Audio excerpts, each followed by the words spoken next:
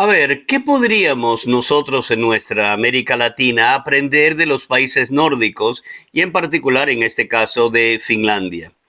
Mira, por un lado, sé perfectamente, y creo que ahí estamos totalmente de acuerdo, que es bastante difícil adaptar modelos culturales, administrativos, políticos y de visión del mundo de diferentes culturas, y en particular cuando estamos hablando de nuestra América Latina comparada con Finlandia, que por muchas razones es muy diferente. La principal es, obviamente, que Finlandia es un país muy pequeño, es un país que tiene 5,5 millones de habitantes, quizás un poco más, y un país cuya extensión es más o menos la tercera parte de Venezuela, que no es de los países más grandes de América Latina. Bueno, eso por un lado.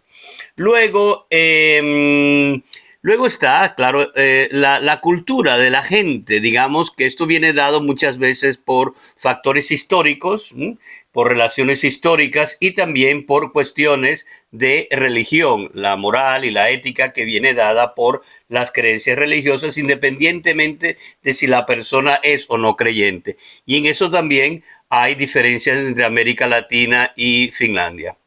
Dicho todo esto, yo creo que es posible aprender algunas cosas que quizás no las podemos establecer en nuestra América Latina o implantar en nuestra América Latina de una manera tal y cual exacta como funciona en Finlandia, como se hace en Finlandia, pero creo que existe la posibilidad de hacerlo y que es una cuestión de querer realmente hacerlo.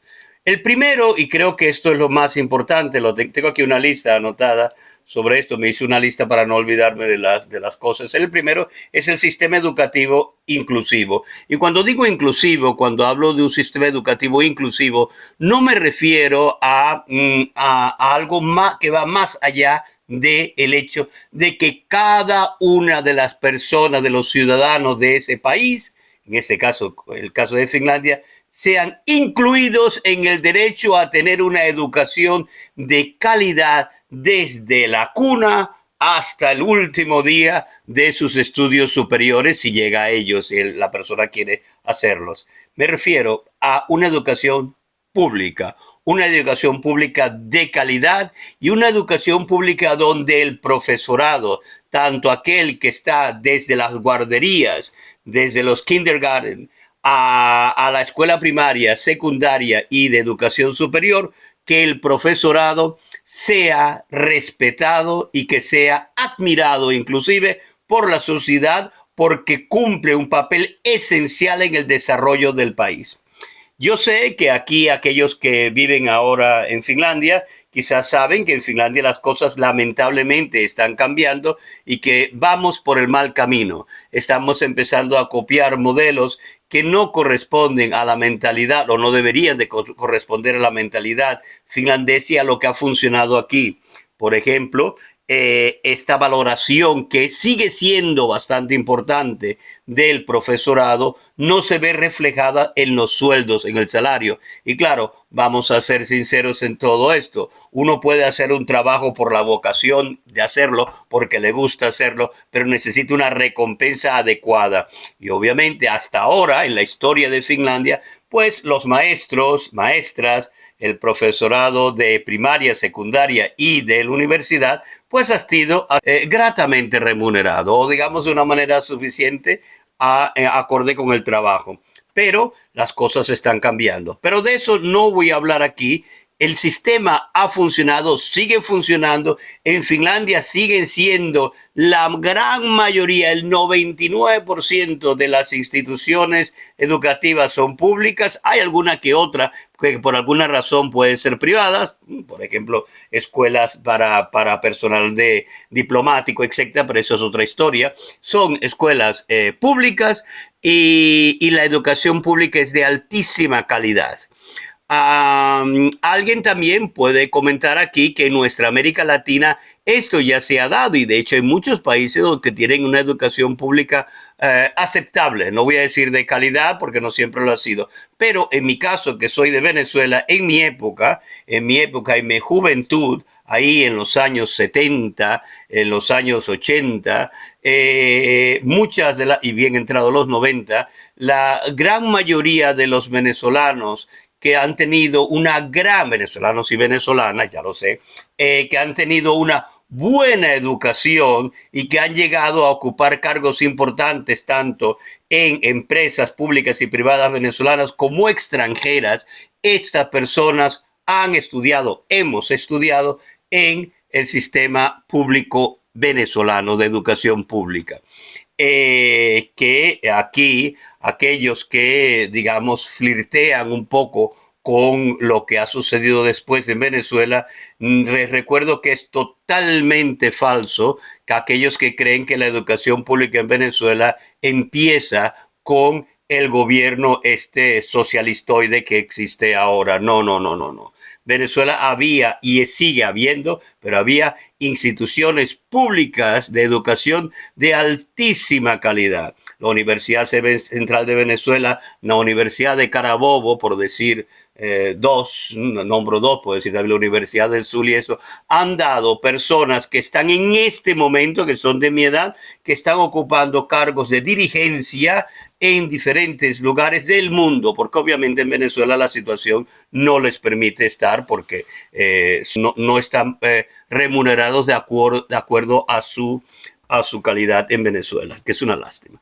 Bueno, pues es un sistema educativo inclusivo. Yo aquí me atrevería a nombrar un país que yo creo que lo necesita y que necesita que lo haga, que es Chile. Nombro el caso de Chile porque en el caso de Chile es un ejemplo donde ha habido esta educación elitista para una parte de la población, una educación elitista que probablemente ha sido buena, pero a la cual no tiene acceso, no ha tenido acceso todas las personas. Quizás las personas que estén viendo esto de Chile pueden que no estén muy de acuerdo conmigo, pero es mi opinión que muchos países, y puse el ejemplo de Chile, de América Latina, los padres, los representantes, tienen que llevar a sus hijos o intentar que estudien en escuelas privadas porque la calidad y luego además el desorden administrativo de las escuelas públicas es tal que no es de acuerdo a lo que los padres y representantes quisieran para sus hijos.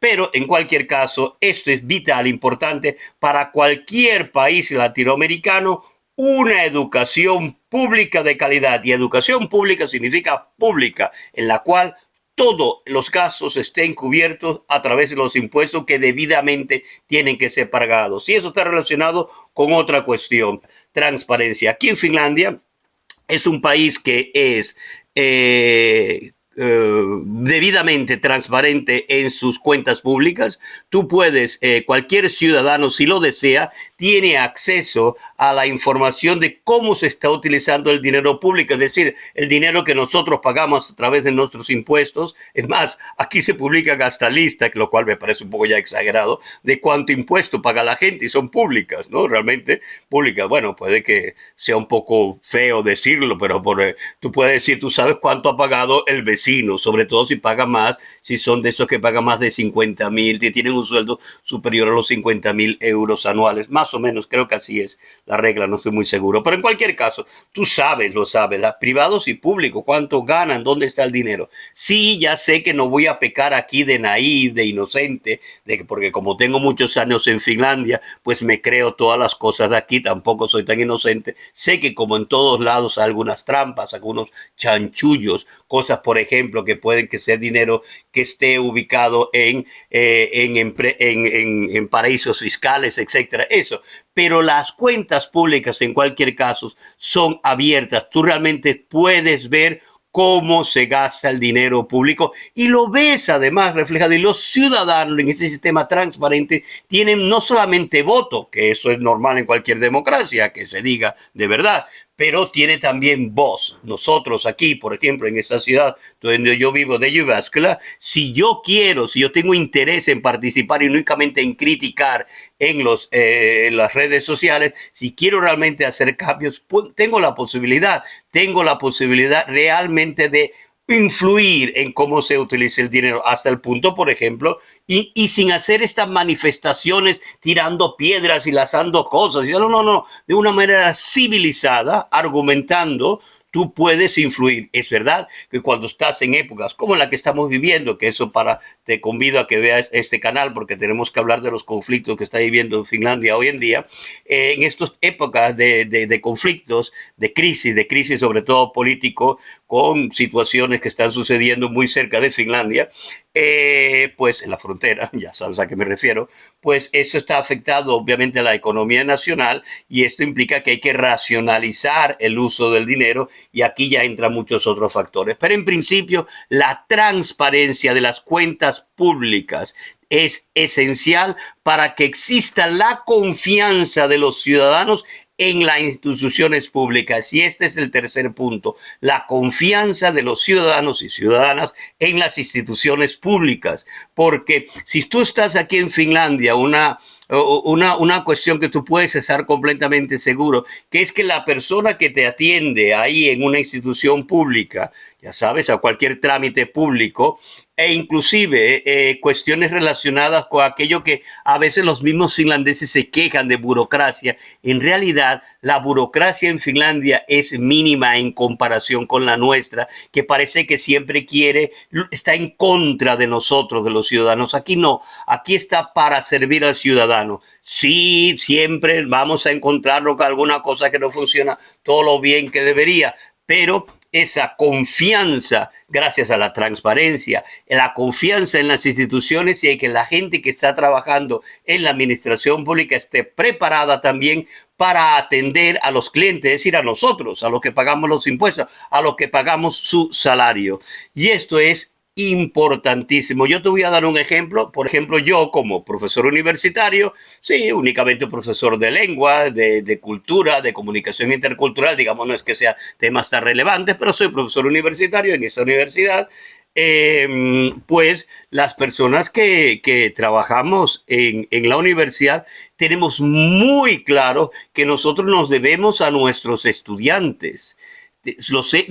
Todos lo saben perfectamente. Trabajamos por el bienestar de los estudiantes, no para que tratar de hacerle la vida difícil o complicarle. No, al contrario. Hay una situación de confianza entre el alumno y el profesor a todos los niveles, que ellos saben que tienen en nosotros alguien que está trabajando para ellos, porque sabemos perfectamente que el bienestar de estos jóvenes, que sepa que estén preparados, eso implica el bienestar de toda la sociedad en general por las repercusiones que tendrán cuando estas personas entren ya definitivamente al mercado laboral. Por lo tanto, así es totalmente asumido que así es que funciona. Esta, que yo llamaría pues esa cultura de la confianza que está basada en la transparencia.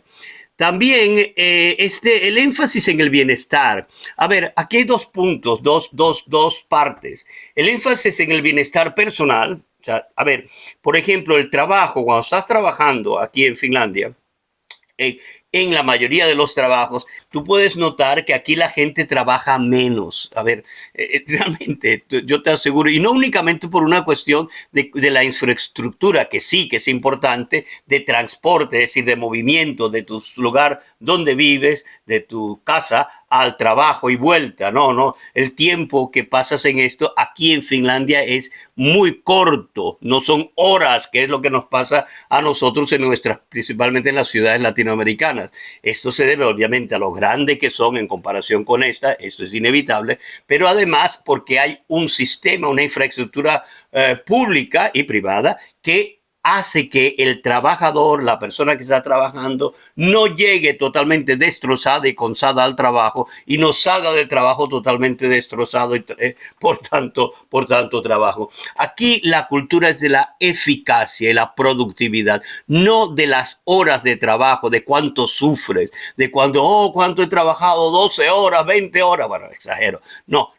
Si son 4 horas, si son 5 horas bien hechas y eficaces, tienen tanta relevancia como pueden tener en otros sitios que trabajan 12 horas. Aquí se valora el tiempo libre porque este énfasis en el bienestar implica que tú cumples con tu trabajo, con el proyecto que tienes que llevar a cabo ese día, en tu día laboral, lo haces, eso, tienes tus debidas pausas laborales, tanto en trabajo de oficina como en trabajo, digamos, de exteriores, que sean más físicos y demás, tienes tus debidas pausas, tu seguridad también, tu ergonomía laboral, toda cantidad de estas cosas que son importantes. Tratar bien al empleado para que esté a gusto y produzca de una manera más eficaz. Y eso es lo que se pide, la eficacia. ¿Por qué? Porque luego hay otra parte también. No, estamos en un país, al fin y al cabo, que es capitalista. Si tú crees que todo eso que te estoy contando te suena a socialismo o a ese otro ismo que empieza por C y que le tienen tanto miedo, no es esto lo que hay aquí. Este es un país totalmente capitalista. Además, la derecha es la que está gobernando aquí. Y derecha con ultraderecha y todo. Imagínate, es un país totalmente. Lo que pasa es que la sociedad tiene asumido ciertos valores de bienestar social que son aceptados hasta muchas veces por la misma derecha. Insisto, los tiempos están cambiando. Finlandia se está convirtiendo un poco más en un pequeño satélite del pensamiento de los Estados Unidos y esto hace que se compren modelos que realmente no funcionan. Ahora, si Finlandia va a abandonar sus modelos, a ver si los abandona y los deja en algún sitio, pues lo podemos tomar nosotros los latinoamericanos, que nos vendría bien. Finlandia y los países nórdicos en general, ¿no? Lo podríamos tomar y decir, mira qué bien. Para nosotros, pues, si no lo quieren. Decía que este énfasis, pues, en el bienestar es clave porque es una buena inversión. Porque cuando tú tienes un trabajador que está bien, que está saludable, eso también está relacionado con el sistema de la salud público y eficaz, esto implica que la gente está bien, la gente está saludable. ¿Qué pasa cuando la gente está bien y está saludable? Pues significa que hay menos conflictos sociales, no hay manifestaciones, ni peleas, ni cosas graves, como sucede muchas veces en nuestros países. Hay además gente que puede consumir, si el sistema capitalista lo analizamos desde el punto de vista, que no es el único, desde sociedad de consumo, pues es esto, si la gente tiene dinero, está descansada, puede salir después del trabajo a consumir al bar, al restaurante, a la tienda, a comprar cosas y eso. Bueno, si eso es, que no estoy muy de acuerdo totalmente en esto, pero si esto es el motor de la economía capitalista, este consumo, pues aquí lo puedes practicar con toda, digamos, con toda la naturalidad capitalista necesaria. Dicho esto, también aquí debo añadir que hay otro tema que también nos interesa, que todavía podremos copiar, que es no solamente ese énfasis en el bienestar, sino que se entiende también el bienestar que está íntimamente relacionado con la naturaleza, con el mundo que nos rodea. Somos de aquellos, y aquí me incluyo como finlandés, que la cultura viene de la natura. Cultura viene de la natura. La transformación humana de la natura es la creación de cultura. Es decir, la cultura finlandesa ha sido siempre, está muy en función de la naturaleza que le rodea y no trata de destruirla, no trata de acabar, ni utilizarla, ni abusar de ella, sino al contrario, defienden todos los intereses de la naturaleza porque implica los intereses de todos y cada uno de los ciudadanos que viven en este país. Y esto es muy, muy importante. Aquí podríamos hablar de esto de otra manera. Es posible que estos países funcionen, como son muchas veces los países del primer mundo, de una manera bastante hipócrita, es decir, que cuidan mucho su propia tierra, pero luego se llevan la basura a otros países extranjeros, fuera de su ámbito. Eso es otro tema del cual podríamos tratar también aquí. Pero en principio, ahora estamos hablando de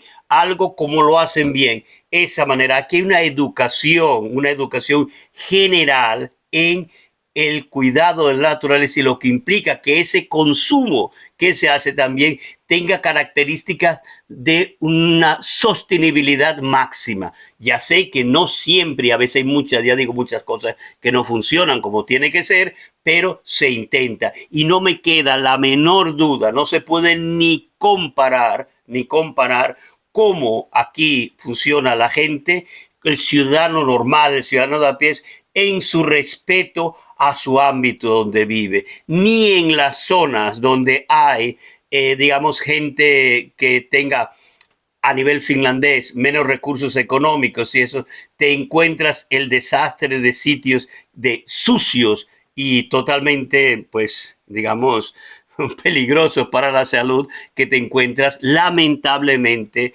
en muchos países latinoamericanos. O sea, esto es así. Aquí nadie se le ocurriría las porquerías que se tiran muchas veces a nuestros mares, a nuestros lagos y a nuestros ríos. Esto no. Cualquiera, es más, todo el mundo asume, el niño aquel de 5 años te va a apuntar y decir, mira, pero ¿cómo vas a ensuciar el río de esa manera? ¿Por qué no pones ese papel donde tiene que ir? ¿Por qué no tiras la basura en el contenedor? Eso es algo que es así. Aún así, y aquí viene, como siempre, a mí me gusta contarte la otra parte, Finlandia tiene mucho trabajo con eso todavía, porque en las ciudades, sobre todo después de estos viernes y sábados, donde nuestros amigos finlandeses se transforman bastante por el abuso y el mal uso de las bebidas alcohólicas, pues hace que a veces cuando tú te levantas un sábado por la mañana y paseas por la ciudad, a eso de las 6, 7 de la mañana, vas a dar, como a mí me gusta, un paseo, caminar, tomar aire fresco, pues te das cuenta que la calle está increíblemente sucia para lo que tendría que ser un país civilizado como Finlandia. Porque señor Hyde, ¿te acuerdas de Jekyll y Mr. Hyde? Esta doble personalidad, esta personalidad de Hyde aparece esas noches donde la gente pues disfruta de una manera etílica y entonces pues se descuidan. Pero ya insisto, en general, y sobre todo lo que es más importante, la naturaleza en sí, es decir, los recursos naturales y tratados con respeto y con cuidado es vital y eso es muy, muy clave en el desarrollo de este país, Finlandia, en su éxito. Y a veces en América Latina parece que si alguien defiende temas ecológicos, pues lo tildan, no sé, de socialista o de alguien como un elemento peligroso para la sociedad, cuando debería ser todo lo contrario, es la persona que demuestra su amor real por el país. Y así tenemos que copiar esto de Finlandia. También, y un par de cosas más, es la igualdad de género. Aquí en Finlandia queda bastante claro que hay una igualdad hombre-mujer. Y esto ya sé que en muchos países latinoamericanos también lo es, ya lo sé, pero tú sabes también perfectamente que hay muchos países latinoamericanos y aquí voy a correr el riesgo de nombrar una zona de América Latina donde las cosas a nivel del tratamiento de las mujeres funcionan bastante mal, es Centroamérica. Yo sé que quizás no te gusta si eres de Guatemala, por ejemplo, o de Honduras, por nombrar dos países donde sé que la situación es realmente mala, pero lo cierto es que la violencia que hay en muchos países contra las mujeres y contra el hecho de ser mujer, esto es algo que aquí estaría terriblemente penalizado. Entiendo que aquí no es perfecto, pero la sociedad, la administración de la sociedad es una al cual la mujer tiene pleno derecho y igualdad con los hombres, exactamente los mismos. Algunos hombres hasta se quejan que creen que las mujeres tienen más, lo cual no es cierto. Pero bueno, entiendo esa parte. Y luego, por último, yo creo que eso también es importante, que podríamos aprender aquí de Finlandia, es el incentivo a la creatividad. Nuestra América Latina es un continente donde quizás por razones de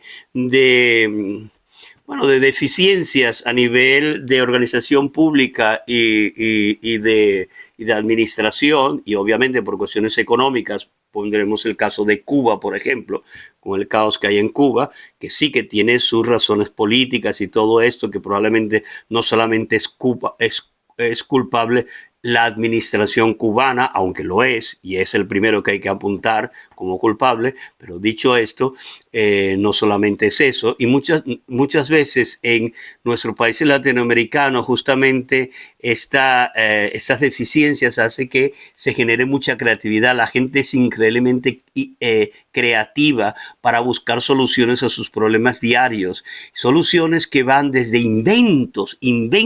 invenciones que hace la gente para solucionar problemas a la idea de cómo crear un camino mental para poder llegar a una solución. Esto es creatividad.